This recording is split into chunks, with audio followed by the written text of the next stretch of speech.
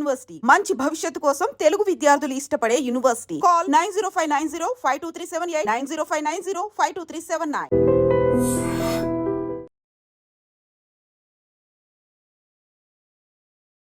కాంగ్రెస్ సర్కార్ వచ్చి ఇప్పటికి దగ్గర ఒక 2 సంవత్సరాలు అయితే అవుతోంది.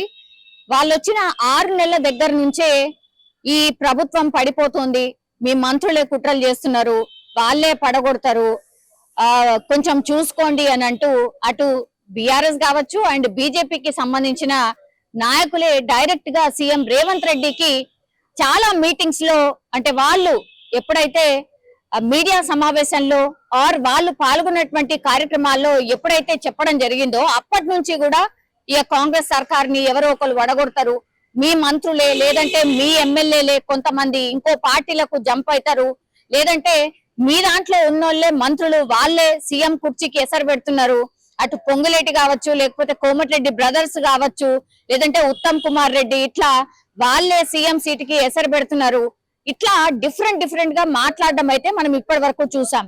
అట్లాగే ఇప్పుడు బీఆర్ఎస్ కి సంబంధించిన వాళ్ళు మాత్రం ఇట్లాంటి వ్యాఖ్యలు ఎప్పుడన్నా ఎవరైనా చేసినప్పటికీ కూడా, కాంగ్రెస్ కౌంటర్ చేసినప్పటికీ కూడా వాళ్ళు డైరెక్ట్ గా చాలా సందర్భాల్లో మేమైతే కూలగొట్టం, మాకు అవసరం లేదు, అసలు ఎట్లా పరిపాలన చేస్తాడు ఏంటి అనేది చూస్తాం, ప్రజల తరఫున మేము పోరాటం చేస్తామని చాలా టైమ్స్ బీఆర్ఎస్ వాళ్ళైతే చెప్పిండ్రు. కానీ ఇప్పుడు ఏకంగా బీఆర్ఎస్ కి సంబంధించిన ఎమ్మెల్యే కొత్త ప్రభాకర్ రెడ్డి నిన్న ఒక దగ్గర మాట్లాడుతూ మీ ప్రభుత్వాన్ని పడగొట్టడానికి అటు పారిశ్రామికవేత్తలు సిద్ధంగా ఉన్నారు, మేము డబ్బులు రెడీగా పెట్టుకున్నాం, మీరు అంటే చాలు కొంతమంది ఎమ్మెల్యేలని లాగేసుకొని ఆ తర్వాత బీఆర్ఎస్ఏ సర్కార్ ఫామ్ చేస్తుంది అనేటువంటి మాట చెప్పకనే చెప్పినట్టుగా స్పష్టంగా ఆ వీడియోలో మనకు కనిపిస్తోంది. అంటే పారిశ్రామికవేత్తలు అండ్ రియల్టర్స్ ఎవరైతే ఉన్నారో వాళ్ళు ఆల్రెడీ డబ్బులు చాలా ఎక్కువగా ఉన్నాయి. ఇప్పుడు పారిశ్రామికవేత్తలు అని అంటే కొత్తగా పారిశ్రామికవేత్తలకు పర్మిషన్స్ ఇవ్వడం కావచ్చు లేదు అట్లాంటివి కొంత డిలే అయినాయి. ఆ తర్వాత మనకు తెలుసు రియల్ ఎస్టేట్ కి సంబంధించి చాలా వరకు డౌన్ ఫాల్ ఉంది, ఎవరు కూడా ఇల్లు కొనట్లేదు, బిల్డర్స్ ఎవరైతే ఉన్నారో అన్యాయం అయిపోయినారు, ఒకరిద్దరు చనిపోవడం కూడా జరిగింది.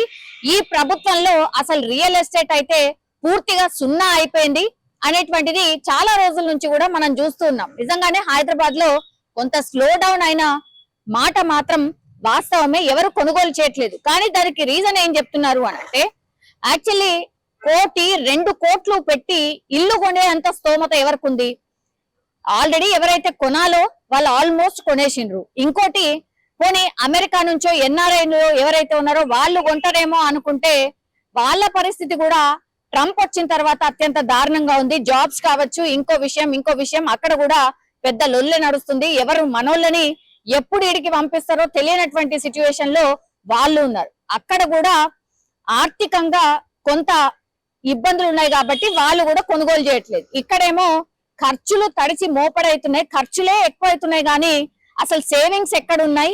కాబట్టి 1-2 కోట్లు పెట్టి కొనే స్తోమత ఉన్న వాళ్ళు ఆల్రెడీ బీఆర్ఎస్ హయాంలో కొనేసిండ్రు, కాబట్టి ఇప్పుడు కొనే వాళ్ళు లేక విలువెల్లాడుతున్న పరిస్థితి.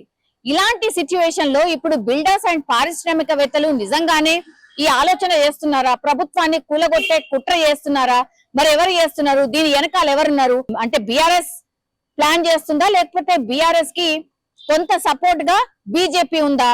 ఎందుకంటే ఇప్పుడు బీజేపీ కూడా కంప్లీట్లీ సౌత్ మీద ఫోకస్, ఎస్పెషల్లీ తెలంగాణ మీద ఫోకస్ పెట్టబోతోంది. అమిత్ షా కావచ్చు అండ్ నరేంద్ర మోడీ కావచ్చు, అందుకే వాళ్లకు సంబంధించిన అంటే రాష్ట్రానికి సంబంధించిన అధ్యక్షుడిని కూడా ఇంకా ఎన్నుకోలేదు, తర్జన భర్జన పడుతున్నారు. ఎందుకంటే మొన్న 8 ఎంపీ సీట్లు సాధించిండ్రు, బీఆర్ఎస్ కి అయితే 0. కాబట్టి ఇప్పుడు ఓన్లీ బీజేపీ వర్సెస్ కాంగ్రెస్ గా ఉంది. ఇప్పుడు దట్టు లోకల్ బాడీ ఎలక్షన్స్ కి పోయినా లేదంటే ఇప్పుడు నెక్స్ట్ జిహెచ్ఎంసీ ఎలక్షన్స్ కి పోయినా కూడా అప్పటికే బీజేపీ పుంజుకుంటుంది అనేటువంటిది బీజేపీ ప్లాన్ కనిపిస్తోంది. ఇప్పుడు కిషన్ రెడ్డి వచ్చి ఇందులో అసలు మా ప్రమేయం ఎందుకుంటది, మాకేం అవసరం, మేమెందుకు కూలగొడతాం అనేటువంటి మాట చెప్తున్నారు. కానీ కాంగ్రెస్ కి సంబంధించిన మంత్రులందరూ కూడా కౌంటర్ ఇస్తున్నారు.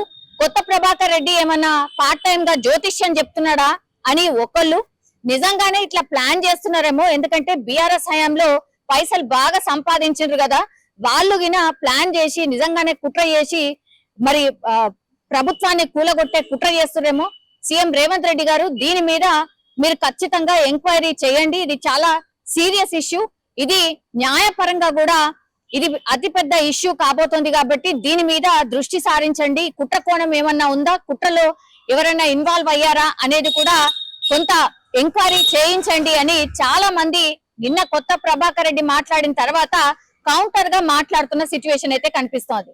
కానీ ఇది నిజంగానే సీరియస్ గా ఎలిగేషన్ చేశారా, లేదంటే ఈ మధ్య కాలంలో మనందరికీ తెలుసు లీడర్స్ మైక్ కనబడగానే ఏదో వైరల్ కావాలి అన్నటువంటి వ్యాఖ్యలు చేస్తున్నారు. అందులో భాగంగానే మరి కొత్త ప్రభాకర్ రెడ్డి ఇట్లాంటి వ్యాఖ్యలు చేశారా, లేకపోతే సీఎం ఎవరైతే గతంలో సీఎం కేసీఆర్ ఎవరైతే ఉన్నారో కేసీఆర్ ఆత్మగా కొంత కొత్త ప్రభాకర్ రెడ్డిని కూడా వ్యాఖ్యానిస్తూ ఇంకొంతమంది మంత్రులు కూడా మాట్లాడుతున్నారు. సో కేసీఆర్ కావాలనే మాట్లాడించారా, కేసీఆర్ కి తెలియకుండా ఇట్లాంటి వ్యాఖ్యలు ఎందుకు చేస్తారు అనే చర్చ పెద్ద ఎత్తున నడుస్తోంది. కానీ ఒక గందరగోళం అండ్ ఒక కలకలం అయితే క్రియేట్ అయింది.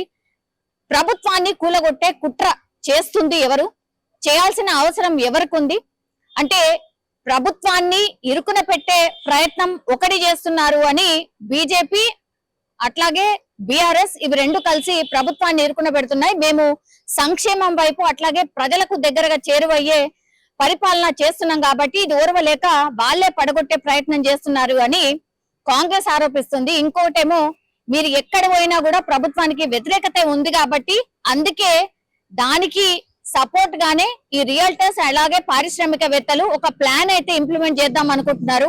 ఈ ప్లాన్ సక్సెస్ అయితే నిజంగానే మీ ప్రభుత్వం పడిపోతుందని చెప్పకనే చెప్పినట్టయింది కొత్త ప్రభాకర్ రెడ్డి. మరి ఇవి రెండిట్లో ఏది నిజం, నిజంగానే ఏదైనా కుట్ర జరుగుతోందా అనేది కూడా పూర్తిగా అంటే పైనకు కనిపించేది ఉండదు కానీ లోపల నిజంగానే ఏదైనా జరుగుతుందా ఏంటా అనేది కూడా సీరియస్ గా కాంగ్రెస్ కూడా దృష్టి సారించినట్టుగా మనకైతే కనిపిస్తోంది. బట్ ఒక్కసారిగా తెలంగాణ రాజకీయాలు ఈ వ్యాఖ్యల తర్వాత వేడెక్కాయని కూడా చెప్పొచ్చు.